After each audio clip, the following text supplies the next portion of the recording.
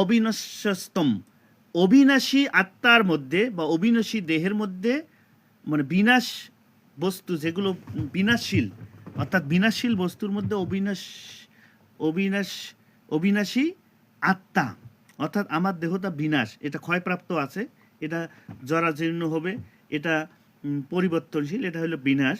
এই বিনাশু অবিবিনাস্তু অবিনস্তম, অর্থাৎ বিনাশশীল বস্তুর মধ্যে যে অবিনাশী আত্মাকে, অর্থাৎ পরম ব্রহ্ম বা পরম আত্মাকে, ইয় পশ্চাতি সপচ্ছাসী, যিনি দেখেন তিনি হচ্ছেন কি সর্বশ্রেষ্ঠ দ্রষ্টা, যিনি দেখতে পারেন তিনি সর্বশ্রেষ্ঠ। এই জন্য আমাকে কি করতে হবে? সকল প্রাণী সকল জীবকে সমানভাবে দেখতে হবে। কোথাও বলেনি এই উঁচু নিচু, জাতি ভেদাভেদ বা এই ছোট বড়। এখন আরেকটা বিষয় আছে, যারা আপনারা ভাবেন যে মাছ মাংস খেলে প্রাণী হত্যা করা হয়, তাহলে তদ্রূপ তো উদ্ভিদ প্রাণী হত্যা করা হয়, তাহলে উদ্ভিদ কেন খাচ্ছেন? যেমন শাকসবজি। আপনি হয়তো আপনার এই সমদর্শিতা জ্ঞান না থাকার কারণে আপনি যখন একটা লাউ গাছের ডগা বা কুমড়ো শাকের ডগা কাটলেন, হয়তো আপনি দেখতে পেলেন না যে তার ক্রন্দনটা, কিন্তু তাকে যে আপনি ডাল কেটে নিলেন, আপনার হাত কাটলে, আপনার পা কাটলে, আপনার হাতের আঙ্গুল কাটলে যেরকম আপনি কষ্ট পান, যেরকম রক্ত ঝরে, অনুরূপ একটা লাউ গাছের ডগা কাটলেও তার রক্ত ঝরে। রক্তটা কিন্তু আমরা দেখতে পাই, দেখবেন যে রস পড়ে, ফোঁটা ফোঁটা পড়ে, এটি তার রক্ত। কিন্তু আমাদের সেই ক্ষমতা নাই, এটা কিন্তু লাউ গাছের দোষ না, আমাদের সেই ক্ষমতাটা নাই যে আমরা লাউ গাছের ক্রন্দনটা শ্রবণ করব, সেই শ্রবণ শক্তিটা আমাদের নাই। কিন্তু যেমন আপনারা জানেন যে প্রাণীদের মধ্যে বাদুড়ের শ্রবণ ক্ষমতা খুবই বেশি, যিনি এবং শ্রবণ ক্ষমতার মাধ্যমে দূরত্ব নির্ণয় করতে পারেন। এই জন্য রাতে বাদুড় চোখে দেখেন না, কিন্তু যদি সে কোথাও বসে শব্দ শোনে, সেই শব্দের মাধ্যমে সে একটা দূরত্ব নির্ণয় করতে পারে যে কত দূর পর্যন্ত এই যে দূরত্ব হতে পারে, এই শব্দটা আমি ওখানে যাব, তাহলে সে ওই পরিমাণ শব্দের ভিত্তিতে উড়াল দেয় এবং ওইখানেই যায় বসে। তাহলে এক একজনের এক একটা গুণ এবং তাদের কর্মদক্ষতার ভিত্তিতে তারা কার্য পরিচালনা করে থাকে। সুতরাং আমরা যারা মানুষ, সেই লাউ গাছের ডগা বা কুমড়া গাছের ডগা বা অন্যান্য যে উদ্ভিদগুলো আছে, তারাও কিন্তু কান্না করে, কিন্তু তাদের ক্রন্দনগুলো আমাদের মস্তিষ্কে বা আমাদের কর্ণে পৌঁছে না। এই কারণে আমরা হয়তো শ্রবণ করতে পারি না তাদের ক্রন্দন, কিন্তু তাদের রক্ত তো আমরা দেখতে পাই। একটা গাছের ডাল কাটলে আপনি গাছের অবশ্যই এই রস বা আঠালো বা বিভিন্ন ধরনের যে তরল পদার্থ বের হয়, নিষ্কাশিত হয়, এটি হচ্ছে তার রক্ত। এখন আমরা যে নিজেকে সাত্ত্বিক বলে, আমরা কিন্তু সকলেই খেজুর রস খাই এবং খেজুর রস তৃপ্তি সহকারে খাই। খেজুর রসের গুড় বানানো হয়, খেজুর রসের পায়েস বানানো হয়, খেজুর রস দিয়ে বিভিন্ন ধরনের খাদ্য সামগ্রী তৈরি করা হয় শীতকালে খেজুর গাছ। এখন কোনো শাস্ত্রে আছে যে একটা গাছের আঘাত করে তার শরীরে রক্ত পান করা? খেজুর গাছের এটা কিন্তু তার রক্ত, খেজুর গাছের এটা আমরা যাকে সুস্বাদু বলে খাচ্ছি, এটি তার রক্ত। সে কি এতে দিয়ে আপনি তাকে চেনি দিয়ে খেজুর গাছটাকে কাটলেন, সে কি ব্যথা পায় না? অবশ্যই ব্যথা পায়। সে ক্রন্দন করছে, সেই ক্রন্দনের তার রক্ত পড়তেছে, রক্ত ঝরছে, সেই রক্ত আমরা আনন্দের সাথে খাচ্ছি। এটি কি তামসিক খাবার নয়? এটি তামসিক খাবার।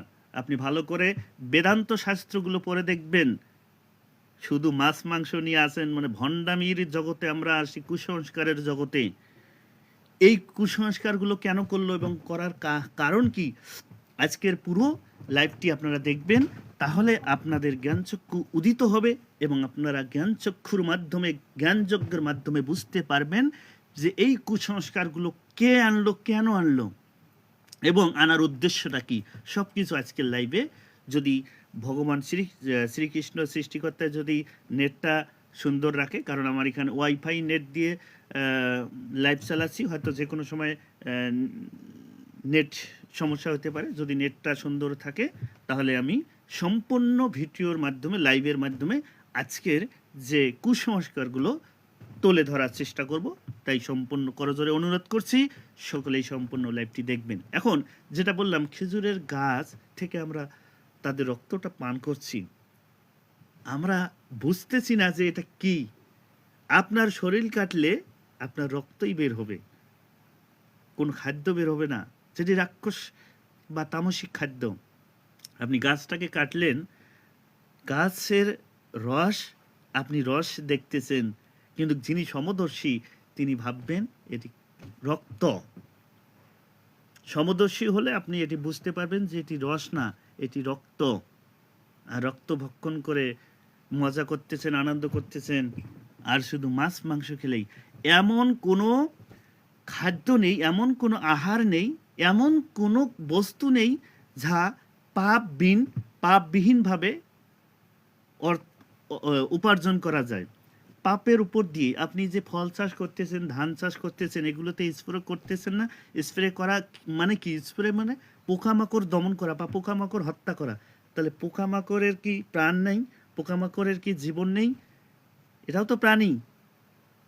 পোকামাকড়কে যে আপনি ওষুধ দিয়ে স্প্রে করে ফল চাষ করতেছেন বা আপনার ধান চাষ, বিভিন্ন সবজি চাষ করতেছেন, তাহলে এটাও তো আপনি জীব হত্যা বা প্রাণী হত্যার মাধ্যমেই আপনি ফলটা পাচ্ছেন। তাহলে এটি কি পাপ ভক্ষণ হবে না?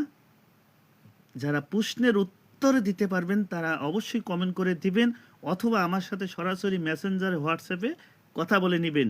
যদি আপনি এই যুক্তিগুলো খণ্ডন করে দেখাতে পারেন, যদি আপনি প্রমাণ করতে পারেন যে মাছ মাংস খাওয়া কোনো পাপ এবং মাছ মাংস তামসিক খাবার বা রাজসিক খাবার, তাহলে আপনাকে আমি গুরু বলে মেনে নেব। কারণ পারবেন না। আপনি যেগুলো শাস্ত্র দেখাবেন এগুলো আপনাদের তৈরি, আপনাদের ভণ্ডদের তৈরি। এই কুসংস্কার যুক্ত যে শাস্ত্রগুলো, এগুলো কোনো শাস্ত্র নয়। আমি আবার বলছি, আপনাদের যে তৈরি করা শাস্ত্রগুলো আপনারা নিজের মন করা মতো লিখছেন, এগুলো শাস্ত্র নয়। যদি শাস্ত্র বিশ্বাস করতে হয়, শ্রীমদ্ভগবদ্ গীতা থেকে রেফারেন্স দেন।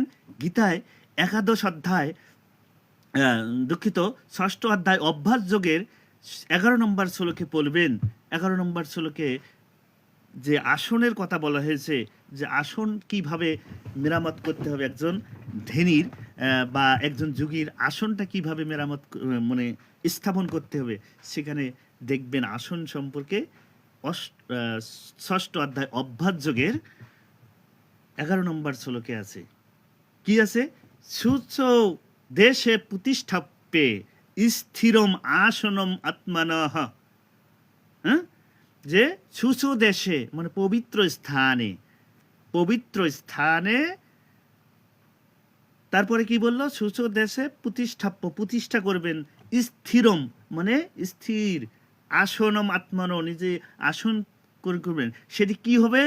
ন অতি উচ্ছৃতম ন অতি নিচম, সেটি বেশি উঁচু হবে না বা বেশি নিচু হবে না। কি দ্বারা নির্মিত হবে? চৈল ও জিন কুশ উত্তরম, চৈল ও জিন কুশ উত্তরম মানে কি? চৈল মানে কাপড়, ও জিন মানে হরিণের চামড়া, কুশ মানে কুশ, এবং উত্তরম মানে ঘাস। তাহলে ভগবানের যে